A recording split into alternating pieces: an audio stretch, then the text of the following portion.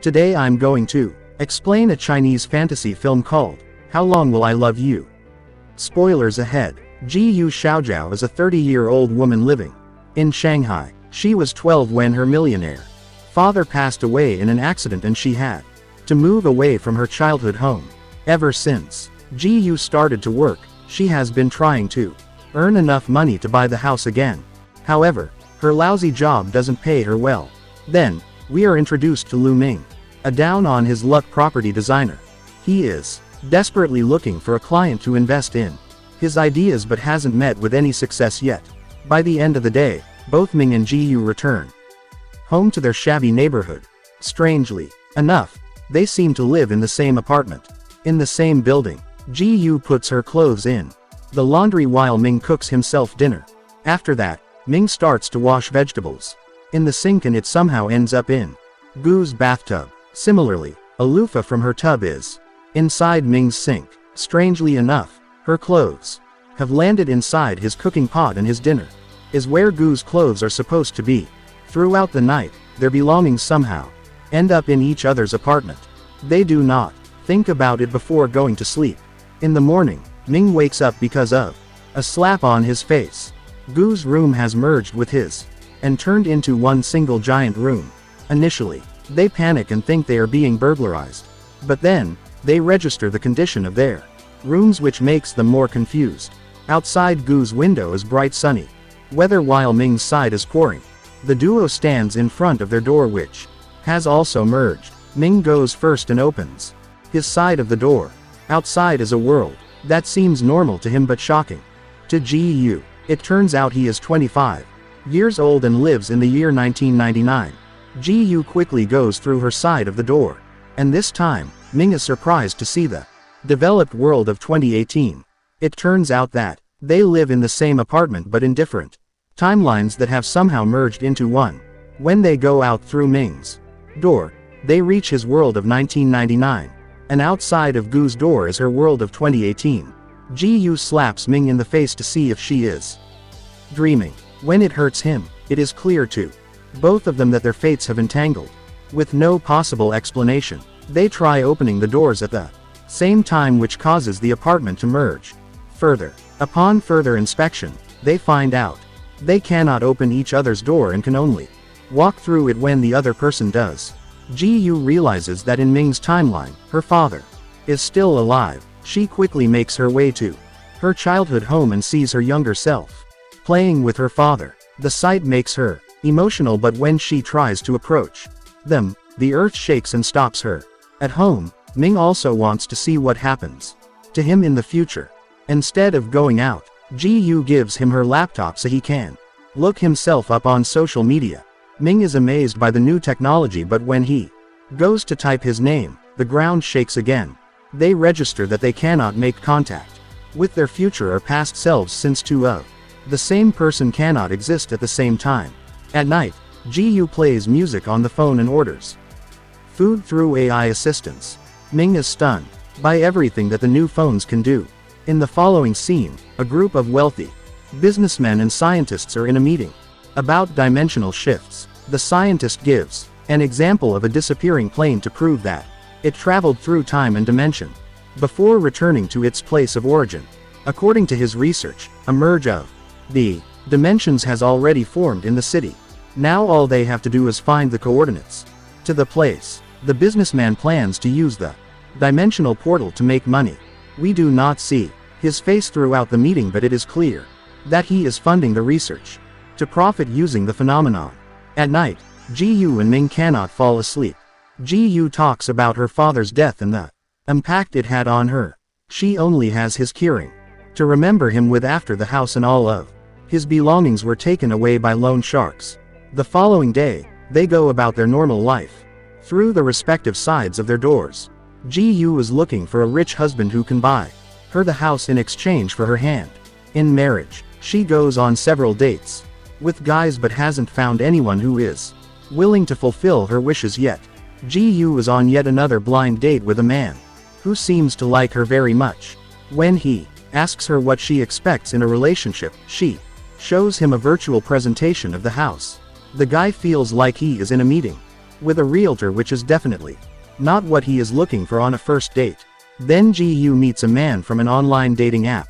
She tells him her condition for marriage and he happily agrees to it. It turns out the man owns a farming business and is a millionaire. He is the double of Gu's age and talks like a pervert, but she still decides to give him a chance. He wants to pay only half of the down payment for the house, so it could be bought in both their names. They go to an ATM to withdraw the money. Ji-yu goes first and hands the money to the guy, before sending him to buy a bottle of water. But to her unfortunate luck, he turns out to be a scammer who runs away with her money. She has to stay outside the bank for hours before the police arrive and investigate. Ming, on the other hand, is enjoying a snack inside a bathroom stall. He overhears the CEO of his company and his manager talking about an upcoming business. After the CEO leaves, the manager Zhao reveals he plans to steal all of the CEO's money and make him go bankrupt. A few seconds later, he realizes someone is listening to their conversation and pulls Ming out from the bottom of the stall. To keep him mute, Zhao offers to loan him the money that he desperately needs for his business. Ming asks for some time to think about it. Sometime later, Ming goes to manager Zhao, who wants to fire him. He has realized that Ming has no evidence to prove that Zhao is planning to betray the CEO. Still, instead of begging for himself, Ming is worried about the CEO going bankrupt. Zhao calls him a loser for thinking of others above himself. The next day, Ji-yu is at her work at the jewelry store when she bumps into her childhood best friend Xiaoya. She pretends to be a rich customer to seem more appealing to Xiaoya, who is married to a millionaire. The girls talk for a while and throughout the conversation, Ji-yu boasts about her non-existent billionaire husband. The lies backfire when Xiaoya arranges a dinner between the two couples that evening. Ji-yu makes Ming wear a rented suit and brings him to dinner. It goes well for the first half before Ming drinks from the ice cup, shows the rent tag in his coat, and says that he works as a UFO researcher. At the end of the night, the fake $1 million diamond in Gu's finger falls on the stove and melts. She returns home crying while Ming consoles her. The two watch the TV together when a show about lottery tickets catches their attention. The next day, they excitedly collect the winning numbers of the lottery ticket and buy them in the year 1999.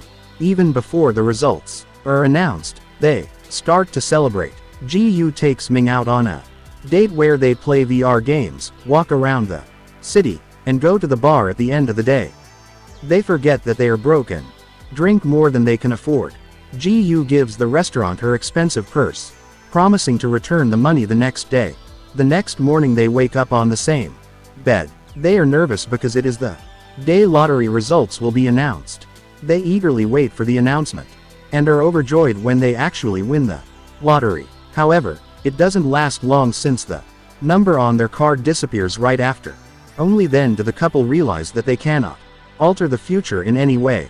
But if so, they are confused why their fates were intertwined.